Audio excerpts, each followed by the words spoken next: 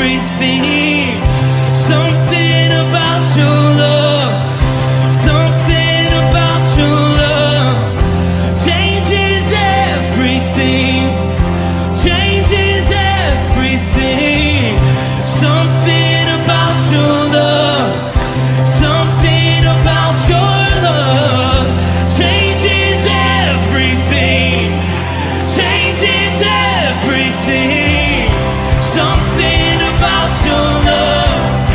Something about your love changes everything. Changes everything. Something about your love. Something about your love changes everything. You turn my morning to dancing. You turn my morning into dancing.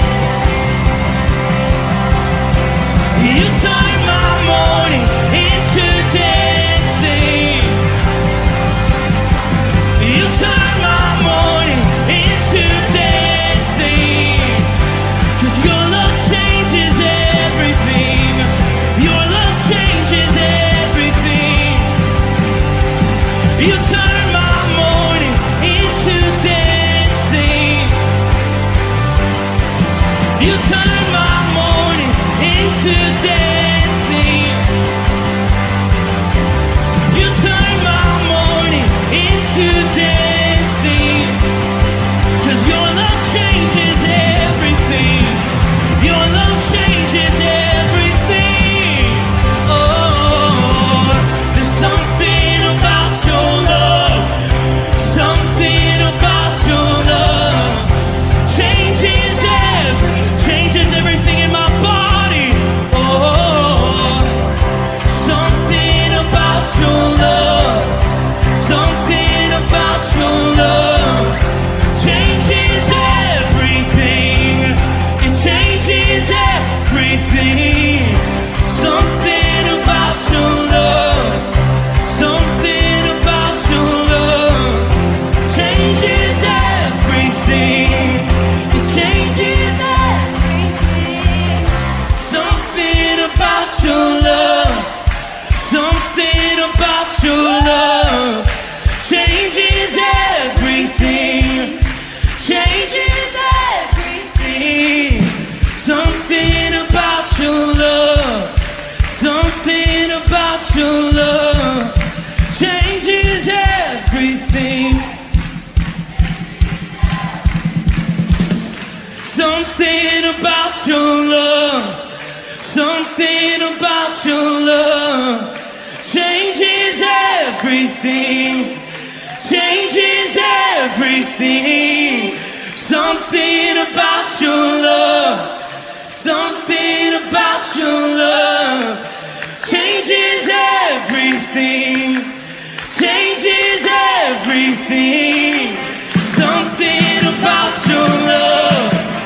Something about your love changes everything. You turn my morning into dancing. You turn my morning into dancing. You turn my morning into dancing. You turn my morning into dancing. You turn my morning into dancing. Something about your love.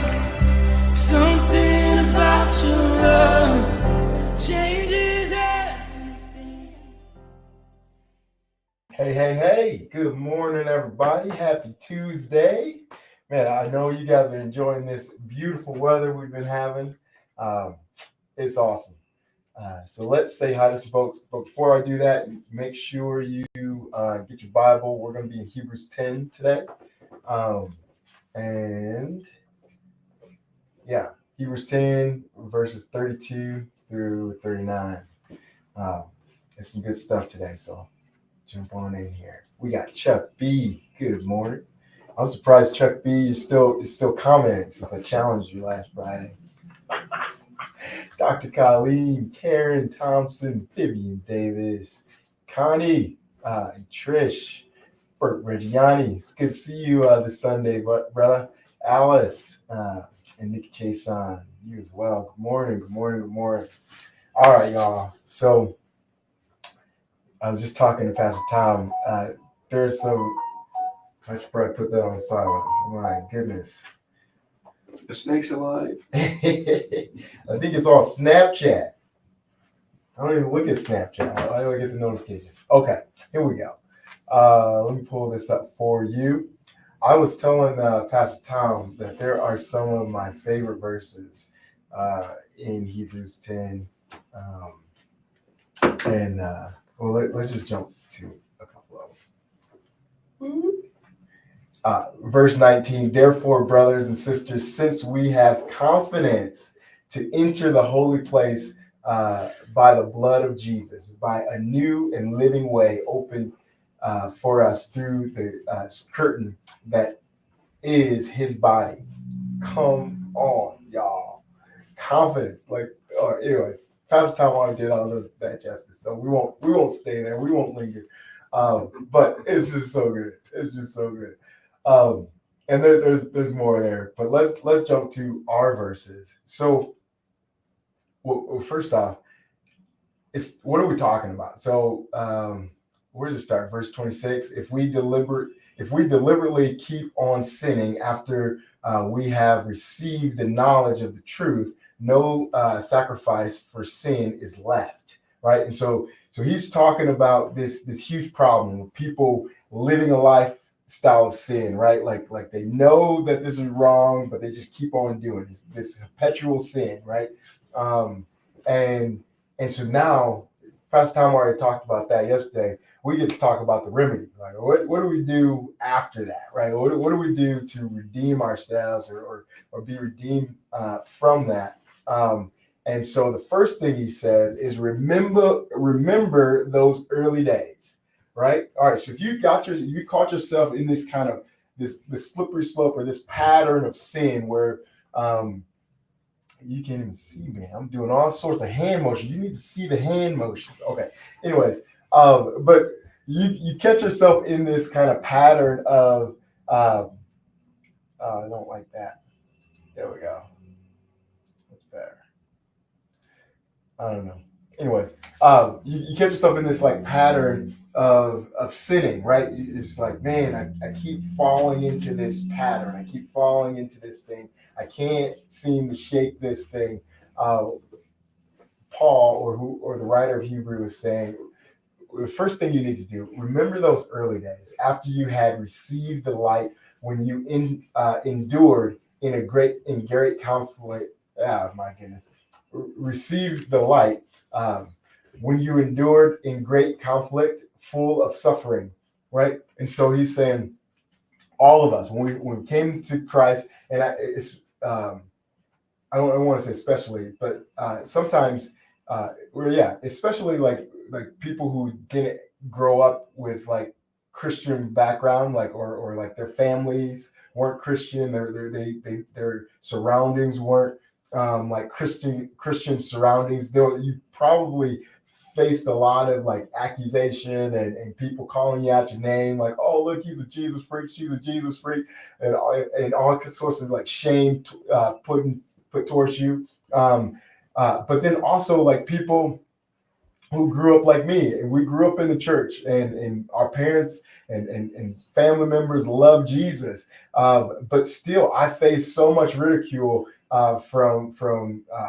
fraternity members and friends and brothers, and even people at the church, right? Because so I grew up in the church, but I was a prodigal, right? And so I'm partying and drinking every day but Sunday, and I'm partying with some of the people that I'm worshiping with on Sunday, and they're like, dude, what happened to you? Why aren't you coming out to the club no more? Why aren't you doing these things no more? It was like, because man, something clicked. This is real to me. I'm not just going through the motion anymore, right? And so no matter what, all of us had kind of faced this, face suffering. We face conflict where people are talking about us because of our new confession with the Lord. And so he's like, remember those days that you endured, right? You actually went through that. You felt those pressures from your peers. You felt those pressures from the outside, and you actually endured through it, right? And so I keep saying Paul, whatever. The writer of Hebrews keeps telling us that, or is telling us that remember those times, right? And then I love verse 33 where it says, sometimes you were publicly exposed to insults and persecution. At other times, you stood side by side with those who were so treated. And so, yeah, sometimes it was because of your own confession. But then other times you actually endured when you seen a brother or sister being ridiculed. You say, no, I'm going to stand with this person, right? I'm not going to, let I felt that, how that feels, and it sucks. And so I'm going to stand with brother. I'm going to stand with a sister. Hey, don't talk about that man, right? Or that girl. You standing up for other brothers and sisters. I love that. I just absolutely love that. And so Paul, my gosh, the writer of Hebrews. Could be Paul. It could be Paul. It could be Paul. I think it is Paul. Anyways, the writer of Hebrews is trying to give us the antidote to this problem of us falling away. And he's saying, lift up those Ebenezers. Remember what God, the journey that you've walked with God, and all the battles that you've won against the enemy. And that gives us strength, right, to endure these current battles. 34, you suffered along with those in prison and joyfully accepted the confiscation of your property. What kind of word is that? Yeah. Because they can at least, sometimes you go, why did the translator use that word? Yeah. Oh. Anyway, confiscation of your property because you knew that you yourselves had better and lasting possessions. I love this verse as well because it's like, why did you do that? Why did you go through that? Why did you suffer along with other people and do this thing joyfully? Like there's so many times where like I was being ridiculed and I was just like, come on, bring it, brother. I just spent time, like there was this time where I was at PCC, Pasadena Community College. This guy like cusses me out. He's this atheist. And I just got the biggest smile on my face. It was like, because nothing he could say, nothing he could do could take the smile off my face. Why? Because I just spent 2 hours with Jesus. Like I just left the prayer room and I was filled up. Right. And so literally no accusation, nothing could shake me. I just had this glorious time with the creator of the universe. And that's like we can get to a place where it doesn't matter the accusation. It doesn't matter what people say because we actually have personal history with God. And that's what the writer of Hebrews is telling us. Hey, remember that. Remember that you actually have personal history with him, right? This is more than just religion. This is more than just tradition. You've actually created personal history with the Lord, and he wants you to remember those things, to re-spark, to reignite that passion, that hunger after righteousness. And you suffered alongside those in prison and joyfully accepted the confiscation of your property because you knew that you yourselves had a better and lasting possession. So do not throw away your confidence in do not throw away your confidence. It will be richly rewarding. You need to persevere so that when you have done the will of God, you will receive what he has promised. For in just a little while, he who is coming will come and will not delay. But my righteous one